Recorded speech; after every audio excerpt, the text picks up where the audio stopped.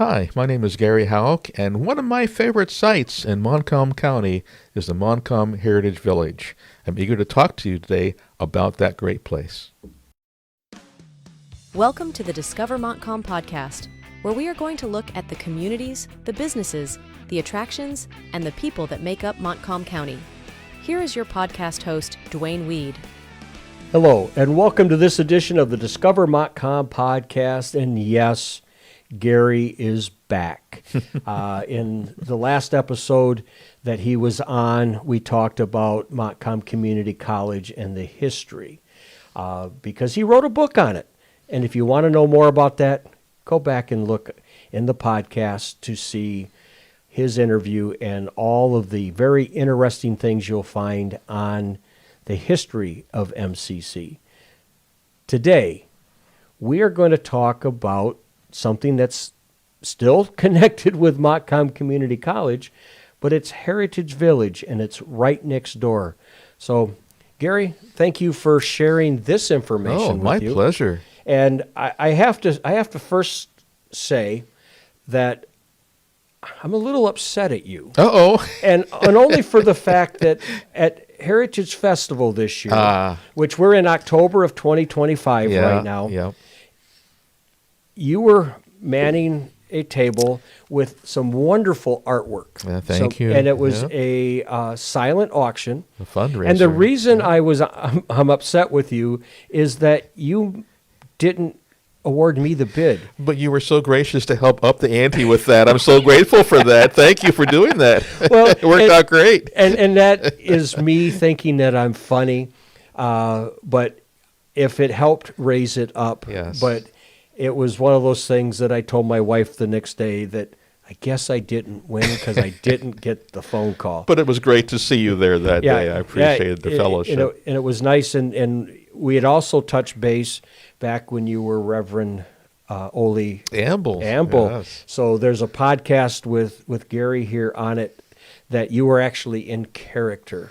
So today, let's jump into Montcalm Community College Heritage Village, which is right next door to the west of the college. It's on our campus at MCC, yeah. How did that get started? You know, that's a great question. I want to get that for a second. But before I do that, Ole Amble, I learned about him at the village. Oh, okay. So that's where that all came from as well. So it kind of all interconnects. So, yeah, how this all got started? Back in the 1970s, there was already an attempt by those who owned the Showen Log House in Crystal to give that to the college. Okay. And the college wasn't quite sure what to do with a log house. What do we do with that, and why would we even want that? They also came back to Don Burns again in 1986 and said, would you like to have the log house on the campus of Montcalm Community College? And again, Dr. Burns said, yeah, I'm not sure why we would want that. But he sent Jim Lance, who was the VP for administration, and Frank Reeder, who was the head of maintenance, to go look at it. Okay. And they came back and they said, this is really quite a building. 1860, probably one of the oldest structures in Montcalm County. Okay. So we'd have a piece of history if we did that. So as Dr. Burns is contemplating this, he also got a phone call from the superintendent at MEISD, Dr. Bill Cedar, who said, we have a proposal for a schoolhouse in Amble, the Gaffield Schoolhouse, and the Larson family would like to donate that to Montcalm Community College. Well, interestingly, one of our trustees, Bob Marston, was also a committee member of the Michigan Sesquicentennial Committee. And so he had a kind of a light bulb moment and said, what if we get those buildings and we make that Montcalm Community College's contribution to our sesquicentennial celebration here in Montcalm County? And with that, Don Burns said that makes sense. Okay. The school makes sense because we're an educational institution, so having a school here makes sense. If we get the log house too, then we can make that a part of our celebration of our 150th year state anniversary. Sure. And so they did that. So the log house was taken apart piece by piece and reassembled on site next to our admin building there across the street on our campus. And then the schoolhouse moved on a flatbed truck. Okay. And that also dated back from the 1800s. And that's pretty impressive to watch a house or a building being moved. Absolutely. I mean, oh my goodness, you want to make sure that, I mean, there's, you hire a professional for that one. Absolutely, absolutely. And what's cool about that is a lot of the information that we now have about the school also was retained by the Larson family. We have a picture, for example, of Doris Mulholland, a teacher in 1915 with her students at the school, desks, and the teacher's desk and the bell that are still a part of that today. Right. You can go into the school and see all the equipment that came along with the schoolhouse. Pretty excited about that. So at the same time, this is a nice configuration of influencing factors. 4 ladies from Montcalm County made a trek to Ludington and visited the White Pine Historical Village. Okay. And so when they came back, they said to Dr. Burns, Hazel Smith being one of those, it was Rosemary Long, Maxine Harris, Mildred Mahan, and Hazel Smith. And they said to Dr. Burns, what if we, beyond this year, maintain this village and make it one like the one in Ludington to celebrate the buildings of Montcalm County. And so that's what kind of generated it launching into the future, not just for 150th, but beyond that. So that first year in 87, in that summer, they had a celebration for the Michigan state anniversary. And then the year following, they kept on doing that, and they added building by building by building. So now they have over 25 buildings on that property. And what's cool is instead of just tearing these buildings down for progress, that now there's a place that these buildings could be moved, brought in, and then shared with the community. And I think it's pretty cool because I teach at the Montcalm Area Career Center. Yes, you do, sure. And part of what we do in the fall when the kids are learning how to use a camera is we go over to the village, and because there's a lot of different backgrounds, there's buildings, and there's a chance for them to work on depth of field and posing and all of that kind of stuff. And it's convenient. It's really convenient that it's there. So basically, it started with 2, and then moved up to the 20s that you got now. Correct, and also an association. So B. Dozer, who was then the chair of the trustees at MCC, said we need to make sure that we have a separate organization from MCC. It's an ancillary group to us, but it's going to be its own organization. So she asked Gene Brundage from the board to be a representative on the committee of Heritage Village. And there has always been someone from the MCC board or administration that's been a part of that committee, so that there's that liaison communication going back and forth. But they have their own community-led volunteer committee that gives direction to the village. Okay. And so they are autonomous, even though they're under the auspices of the college. They are an autonomous body. And so they had Jesse Fox and Tom Learmont create a master plan. And volunteers have, for the most part, taken leadership, and they have developed it as they see fit. And so MCC has said, we give you our blessing, take it and run with it, and so they have. And so they added not just the schoolhouse, they added the country store, the general store that was downtown Sidney, that Lem Fish founded back in the early 1900s, and they moved that in 1989, along with the Sidney Town Hall that the Sidney State Bank paid for its move here, and that became part of our campus as well. We had some buildings that were moved from further away. The McBride Depot came from McBride. And by the way, in McBride, there's still a discussion, is the term McBride or McBrides? And so there's some who alter their view on that. For that reason, for many years, even our depot would go from McBride Depot to McBride's Depot, and the sign would even change. Oh, just to try to keep things. Yeah. Now, the store, when it was moved, they have a festival. They do, yeah. I don't know what year it started. 87. Okay. So the festival started for the Sesquicentennial. Yep. Yep. And they kept that up. The stuff that's in the store, was that authentic from what was in the store when they moved it, or was that stuff that was brought in, or is it a combination? Most was donated. Yeah, most okay. was donated. So we had the post office was donated to show the fact that back in the day that was actually used a multi-purpose. It was kind of the department store, and it was the post office. It was the gathering place where you would come and play checkers or whatever, and get your penny candy and your pickles and your hat and your clothes, as well as your dry goods. So a lot of it has been added to that from that time period. I kind of like the barbershop, but I don't really need the barbershop. Yeah. Well, the barbershop, interesting. So the barbershop, Dell's Barbershop and Bell's Hat Shop, were the boys and girls entrances to the Entrican School. Okay. And so when they gave us the school, we thought, well, the school is beyond repair, but we can use those two foyers. And so they cut off the foyers, and Dale White and others brought that to our campus and refurbished them and made them the barbershop and the hat shop. So It was kind of interesting. And it's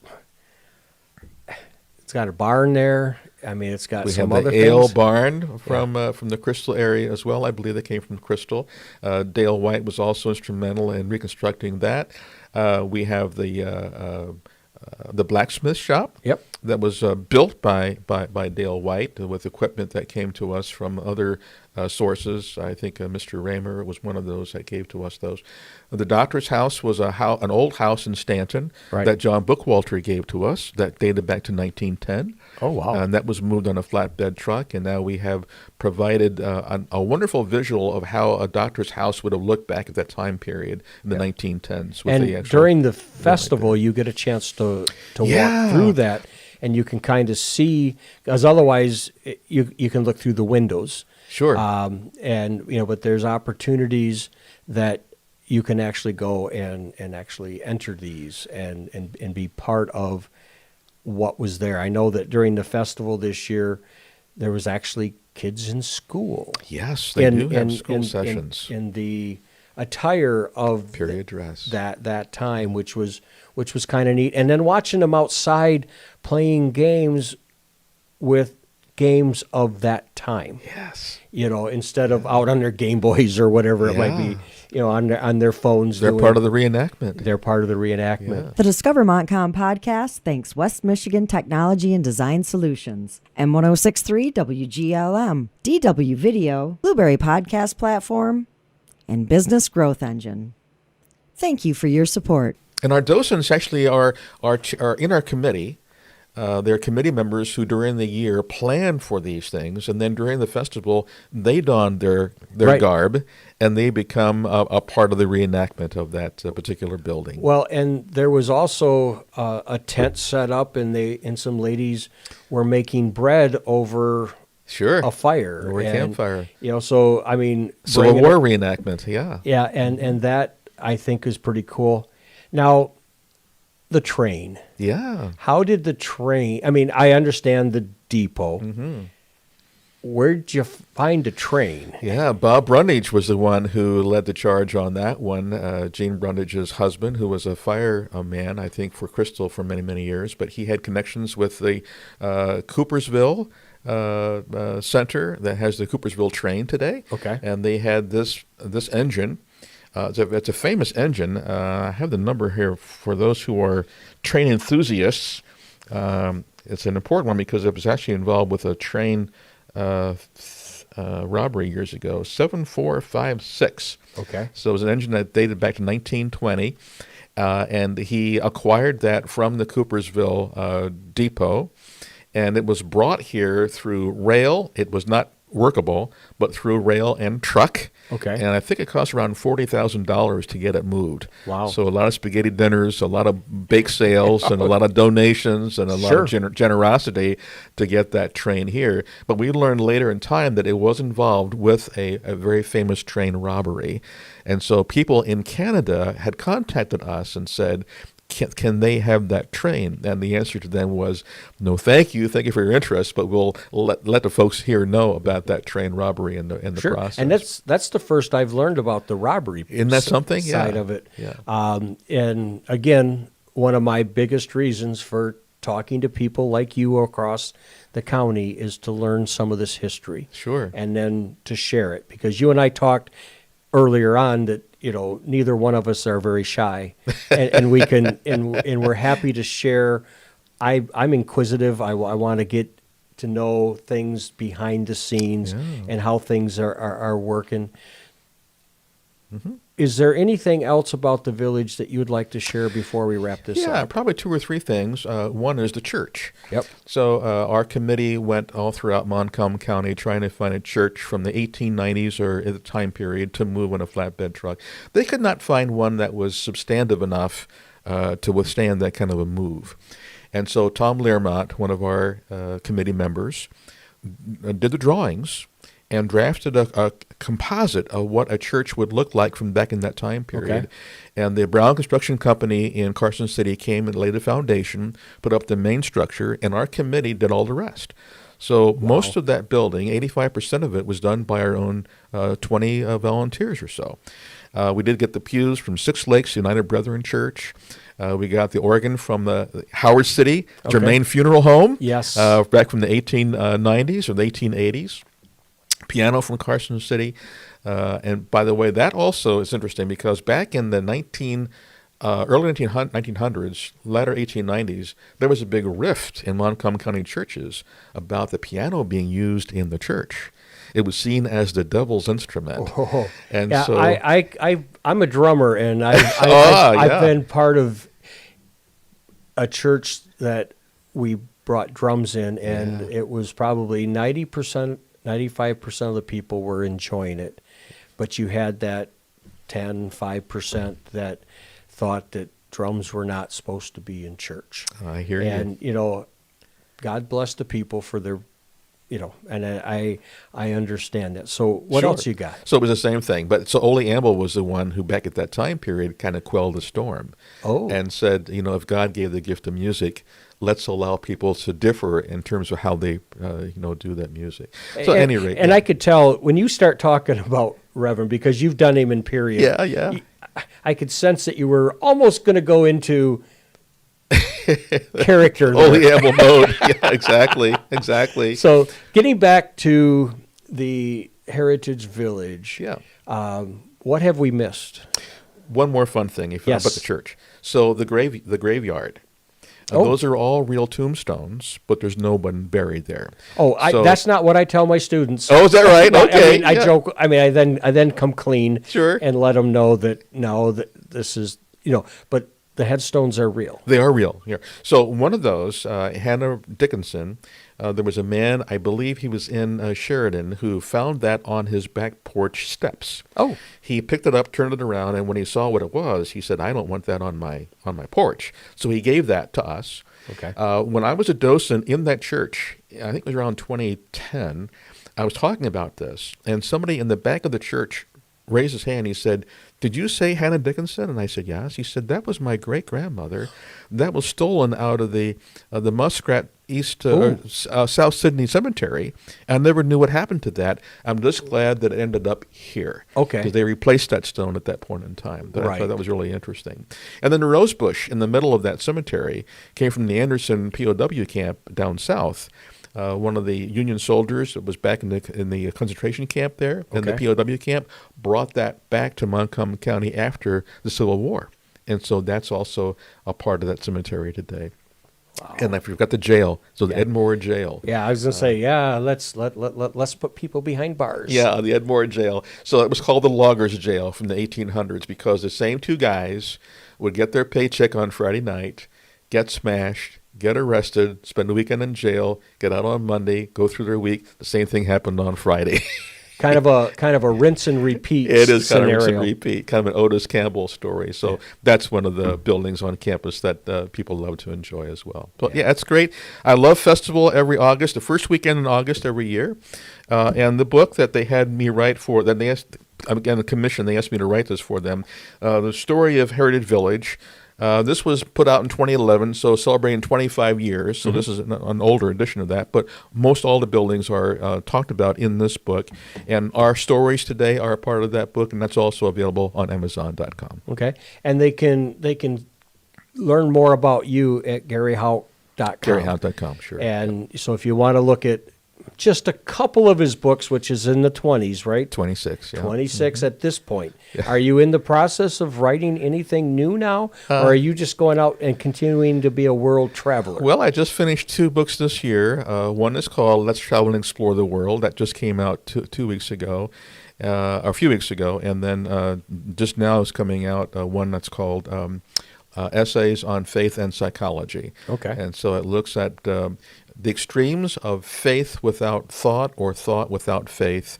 And the idea is we can have both research and faith collaboratively working in our advantage for practical living. So. And just to kind of keep this dated, it's October 15th, 2025. So if anybody in the future, a few weeks ago means different things into the future. Yeah. Good point. So I always like to make sure that the date of the recording is here, because we're capturing some of history through your eyes and through your experiences. And I think that is really, really cool. And I thank you for that. So we've done a podcast on the community college. We've done a podcast on Heritage Village. The next podcast that I'm going to do with you, and people will just have to look on the website and figure it out. Sure. Will be on Clifford Lake. And you also have a book on that. Clifford Lake Inn. So we're going to do a podcast on that, which will happen in the future. But I thank you again for your time today. It's been fun. And, Thank you. I love learning. I love learning and getting these facts in my head that I'll go, why do I know this? Why do I remember this? So on that note, thank you again for coming in. My pleasure. You can find the Discover Montcalm podcast on Instagram, Facebook, and YouTube, discovermontcalmpodcast.com. You can go and grab the RSS feed at discovermontcalmpodcast.com, and you can put it in your favorite podcast browser. You can catch us on Pandora, Apple, and iHeart, and we're looking for stories. So if you are from this area and you've got some knowledge, your family has knowledge, or somebody in your family did something that maybe they're not here, but you can share that story about them, let's grab some of that legacy and let's learn a little bit about what has happened in the past. And for those of you in the now, get with me. If you got a business, a nonprofit, you're doing something in this area that you'd like to share, 231-250-9624 is my number. I'm Duane, the host and producer. And on that note, remember to buy and shop locally. The Discover Montcalm podcast is produced by content creator Duane Weed, celebrating 40 years at DW Video and Multimedia LLC at dwvideo.com, or call 231-250-9624.